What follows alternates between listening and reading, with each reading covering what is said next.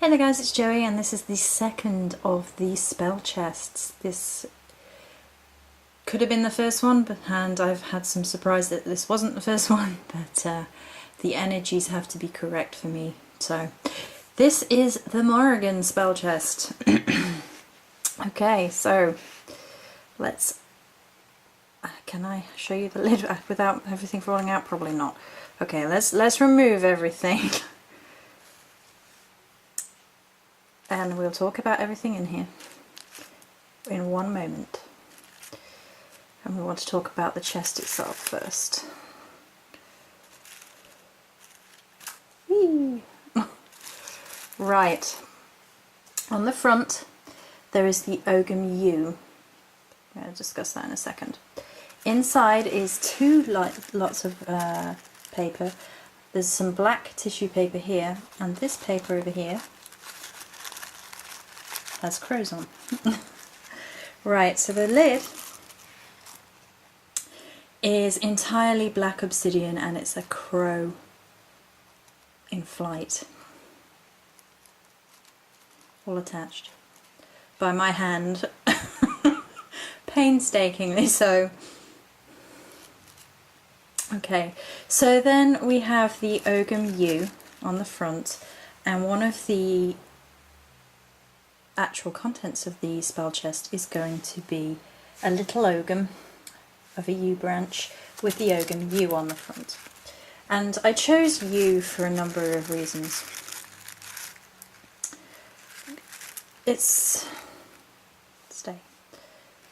U is about death and rebirth, and if I had to pick one Ogum which most vibrated on the same or similar energies to the Morrigan, it would be U. A lot of people will recognise her in her aspect as Death Goddess. Obviously it's oversimplifying matters, and I have many videos discussing at length some of the, the many different aspects of the Morrigan, in her being a shapeshifter and all the rest of it, but you being about death and rebirth and the cycles of life, so therefore that made the most sense to me as in terms of having an Ogum for the Morrigan. We have 3 wildcrafted crow feathers. Now I'm not going to get them to sit as nicely as I had them in before, I don't think. Oh, maybe I will. Look at that. That's pretty good going one-handed. Okay, I did the biggest things first yesterday. I'm going to be probably the last thing. Okay, so as for wildcrafting, so these two are mostly wildcrafted bits and pieces.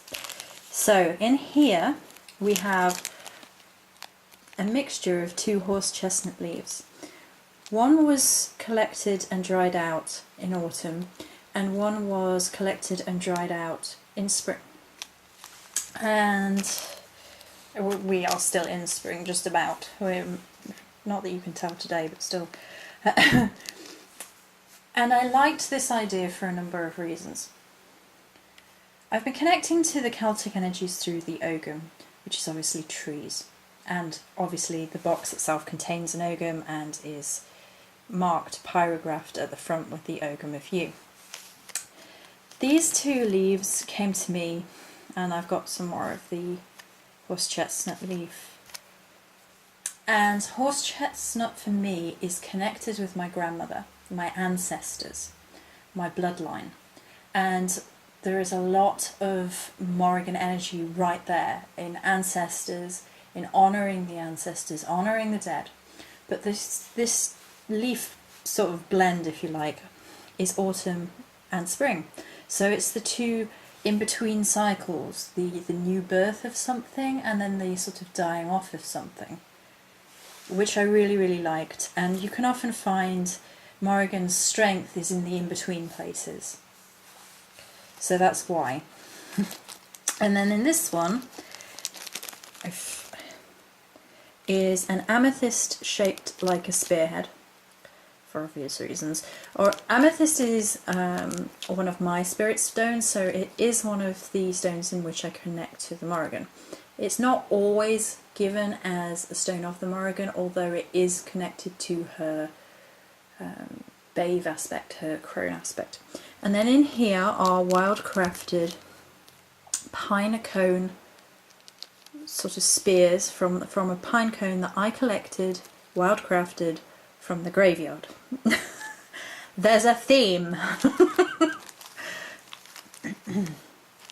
So all of these are to do with death and rebirth. Very Morrigan-y. Okay, and then I have a charm that I put together. 3 skulls, obviously, 1 for each aspect. Maiden Mother Crone, the way I follow her, Anu Mecha Bave, and there you go, more cycles, more triple goddess, relatively simple but pretty charm.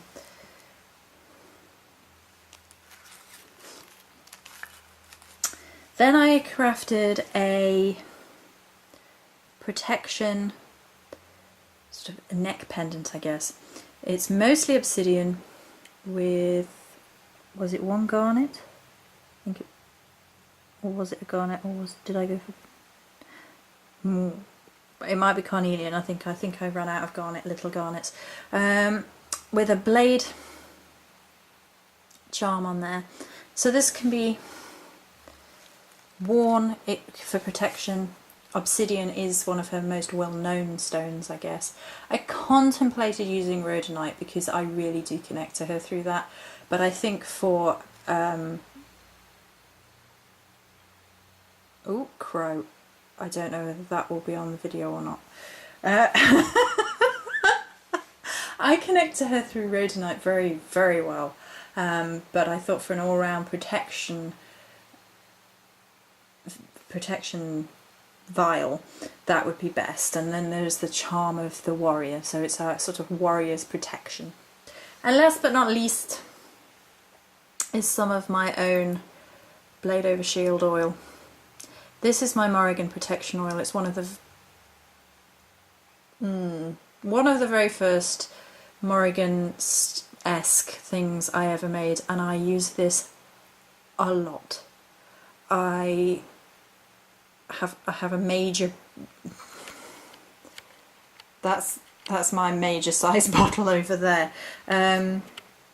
This is a little one, and if I could only sell one product for the Morrigan, it would probably be that. I find it to be powerful, potent. I always create it in the light of the Morrigan. It's to do with strong Morrigan protection, and I love the Blade Over Shield oil. It's one of my absolute must-have favourite items. So yeah. So this is the Morrigan Starry spell chest. These aren't going to fold up as easily now, but there we go. You get the general gist. There we go. Alright, you sit on the outside. Oh, shiny. Many blessings.